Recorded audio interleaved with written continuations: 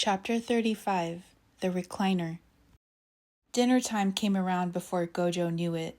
This was their last night at the hospital, and he wanted to prepare Geto for their return to the dorm.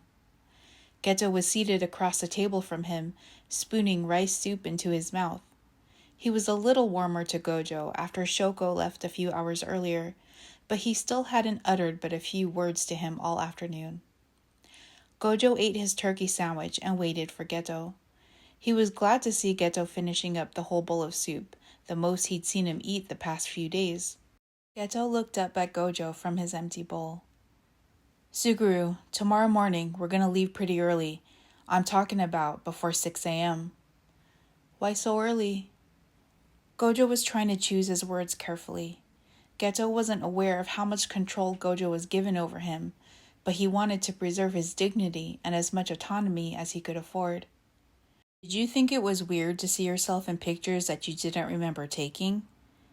Geto looked down, thinking of the photo of Gojo gazing at him in the classroom. "I thought seeing pictures would help me remember," Geto answered. "Until your memory starts to come back. The world outside these doors will be really confusing and might take some getting used to. If we leave early enough, it will be quiet outside and nobody will be around." Geto leaned back in his chair. "We'll go back to the dorms for some rest and relaxation. It'll be a lot more comfortable there than it would be here," Gojo said, looking around the sterile white hospital room. "And then what?" Geto asked. "Let's keep taking baby steps, okay? We'll focus on the resting part first and then go from there." "Why would you want me to remember things when it's painful for me?" Geto asked. Gojo leaned forward. "I'm not trying to cause you pain, but memories are pieces of who we are. I want you to remember who you are. I want you to remember us." The memory of Gojo tackling him to the ground and fighting him in Hybera village came to mind, and Geto covered his face with his hands. "Suguru, memories can be happy too. I have lots of happy memories. We should make more of them." "What if I never remember who I am?" Geto slid his hands down his face and placed them in his lap. "You'll still be you. You'll still be the Suguru I need by my side. Baby steps, okay? We can't worry about something that hasn't happened." That night, Gojo watched from the recliner as Geto tried to fall asleep, but they were both restless. Geto's blanket cocoon wasn't comforting him like before, and he kept unburying himself just to hide underneath all over again. "Suguru, come here." "No." Geto's voice was muffled underneath the blankets.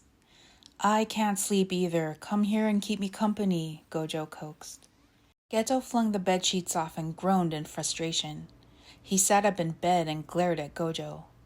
"Come on," Gojo patted his lap. "Don't want to," Geto said, but he slid off the bed and stomped to the recliner.